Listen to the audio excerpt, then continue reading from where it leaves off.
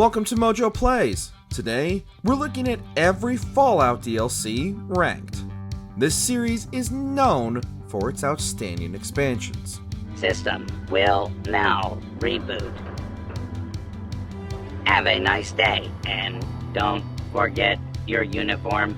For this list, we'll only be including story-based expansions for the single-player games, so we won't be including item drops like Courier Stash or any of the updates for Fallout 76. Before we begin, we publish new content all week long, so be sure to subscribe and ring the bell to get notified about our latest videos. Automatron, Fallout 4. My friends did not survive the attack. Thank you for assisting. I was certain to meet my end here as well. It's right at the bottom of our list, not just because it's the shortest and the only DLC that doesn't add an entirely new region for players to explore, but also because it's a complete rehash of a quest from Fallout 3.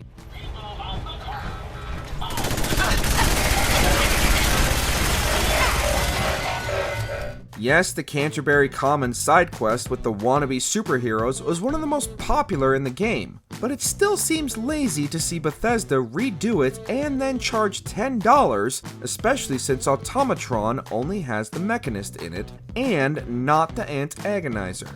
But we have to give it credit for adding the robot crafting system and Ada, because those fun mechanics can be used throughout the rest of Fallout 4 once you've beaten the DLC. Sounds like a solid plan. I'm glad you agree. You'll need to use a robot workbench to ensure proper installation. Mothership Zeta, Fallout 3. About time you woke up. I was starting to think maybe they'd fried your brains or something. It's one of the most derided DLCs in Fallout history, and for good reason.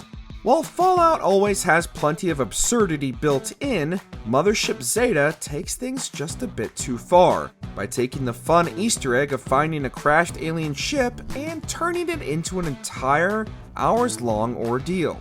It's a pretty big place, and I've only seen some of it. They always catch me before I see the whole thing. You're abducted by a UFO and then have to navigate it, collecting a large number of boring audio logs while fighting off aliens. And remember, they're bullet sponges. While it does have its highlights, like walking along the exterior of the flying saucer and getting lots of powerful energy weapons, it's very repetitive and there's no reason to actually use the new companions because they die so easily.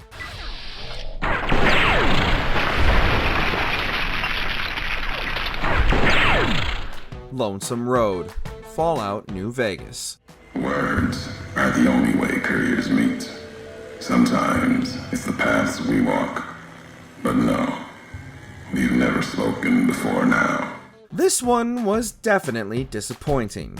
We had a few references to Ulysses near the beginning of New Vegas, and then a lot more throughout its DLCs, all building up to the grand finale of the whole game, Lonesome Road. The DLC takes you to the Divide, a dangerous but crucial trade route between the NCR and the Mojave. It's also a key part of the courier's past, before they lost their memory after being shot in the head. Before you, this is the edge of the Divide. Ahead lies your work, the history you burned in the earth, what you brought to the people here. We learn a lot about the courier and about how they inadvertently destroyed the communities living there. But most of this lore comes from Ulysses himself leaving cryptic and extremely long holotapes, with the entire DLC blaming you, the player, for events you had nothing to do with. As for the courier, he turned his back on his home for the second time and made his way back, navigating the treachery of the Divide. Honest Hearts, Fallout New Vegas. I have bad news for your employers. New Canaan was destroyed, its citizens scattered. All because of the Whitelegs. And Caesar, of course. Another misfire from New Vegas was Honest Hearts, which sent the courier on an expedition to Zion National Park in Utah. Honest Hearts gave us one of the most beautiful maps in the franchise, with much of Zion remaining largely untouched by nuclear war and now occupied by tribes, one of which is led by Mormon missionary Joshua Graham. You and I will lead a group of Dead Horse warriors and Sorrow's hunters into 3 Marys from this position. We hear about Graham a lot in the base game, as Caesar's former legate who was covered in pitch, set on fire, and thrown into the Grand Canyon, but little did the Legion know that Graham survived. Unfortunately though, the characters and story weren't actually interesting enough to carry the DLC to the great heights of some of the others. It's the same end he would have met if he had died on his knees.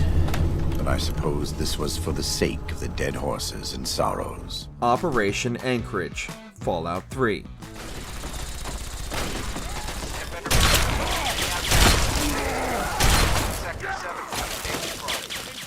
The Brotherhood outcasts are investigating a pre-war military base in the capital Wasteland, but to unlock a cache of powerful equipment, they need to go through a military training simulation. And lo and behold, it requires a Pip-Boy. So you're drafted in to complete the simulation for them, and it's a recreation of the Anchorage reclamation, in which American forces took Alaska back from Chinese control in early 2077.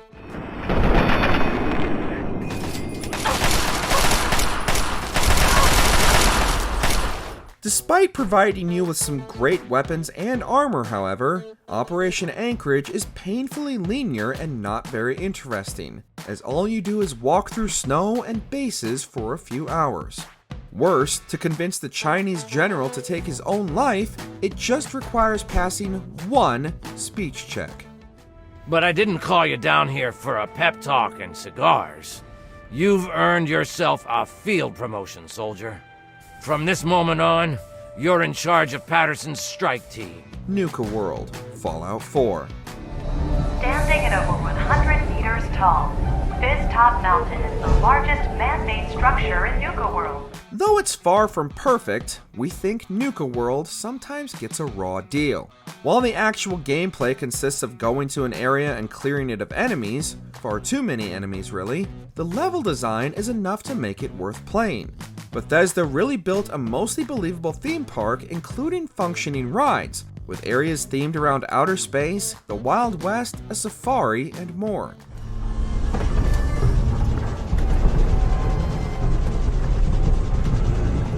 It's definitely interesting to explore, but the actual story about the raiders all vying for power and you being made their leader for beating one boss isn't that great. And it's a little odd for you to suddenly be on the side of the raiders, whether you want to be or not. For now, you'll want to start by claiming another 2 outposts. You just let me know whenever you want to get rolling on those jobs. So, boss, what's the plan? Broken Steel, Fallout 3. With our primary weapon destroyed, we risk losing our momentum and jeopardizing the entire campaign. I must admit, I now wonder whether moving ahead with this operation was an error in judgment. There are good things and bad things about Broken Steel. For a start, it fixed the fact that the game just ends when you beat the main story, finally giving players the option to keep free roaming in the post-game. But it also removed all the stakes from the ending, as no matter what happened at the Purifier, you'll always survive. Well, well, look who's back amongst the living. Some of us were starting to wonder if you and Sarah were going to pull through. It was still a fun few hours though, with much of it focused on the Lone Wanderer helping the Brotherhood develop a Tesla cannon, a devastating energy weapon that remains massively popular with fans. Plus, the Enclave is finally defeated, only a mere 30 years after they were defeated for good that other time in Fallout 2.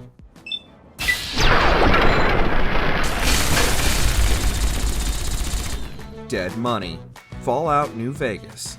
Play stupid, play clever. Make the mistake of saying no. That collar on your neck will go off and take your head with it. It's definitely the most divisive Fallout DLC, that's for sure. The fans are split between those who love Dead Money's hostility and emphasis on survival gameplay, not to mention high difficulty even on lower settings, and those who find it too frustrating, what with the enemies that come back to life, the laser shooting holograms, and environmental hazards.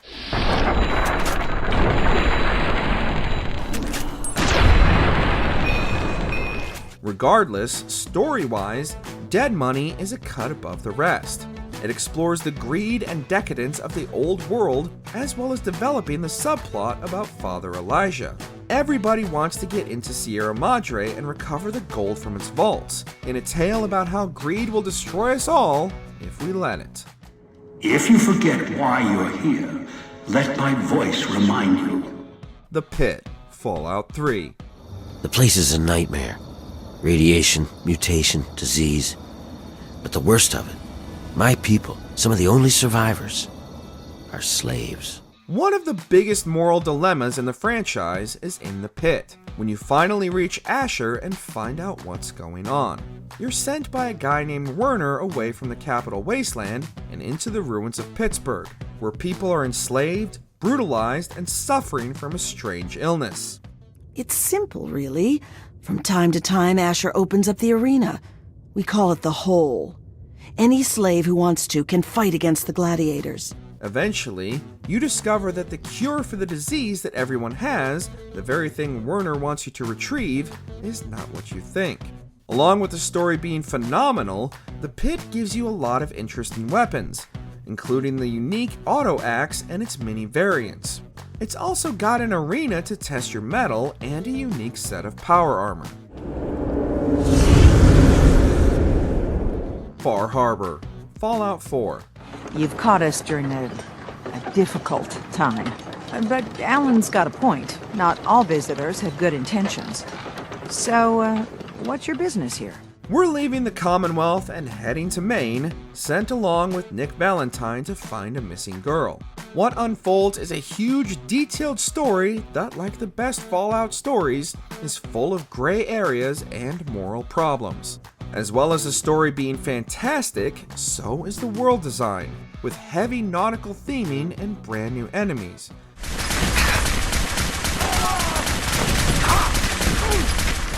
Including a giant mutant hermit crab living in a bus. There are more and more layers added to the synth story too, not to mention providing tons of backstory for Fallout 4's best companion and exploring the children of Adam in more detail. The only bad parts of the DLC are the baffling Dima memory puzzles, which is why it doesn't rank any higher.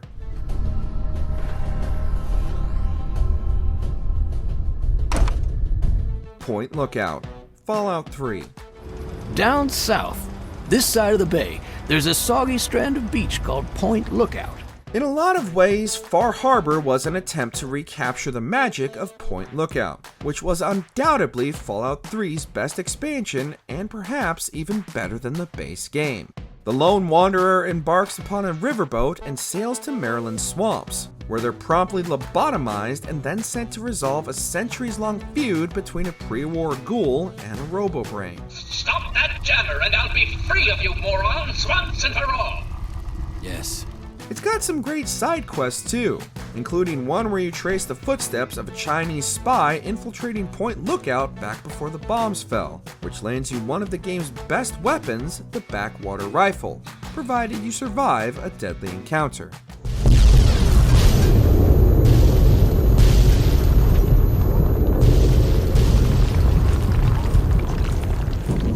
Old World Blues, Fallout New Vegas. Did it just say something? Anyone catch that? Boros, you work with animals. Translate. It's a lobotomite. Here, in the dome. New Vegas' second to last DLC, Old World Blues, goes to the Big Empty in Colorado to explore a state-of-the-art but dangerous research facility. We find out that the group of scientists who ran it before the war put their brains into robots, called think tanks, and have now gone completely insane and removed your brain, heart, and spine. What? Me? Breaking news, Klein. It wasn't me, alright? I'm the robotical engineer. Aid is sound waves. That's his specialty.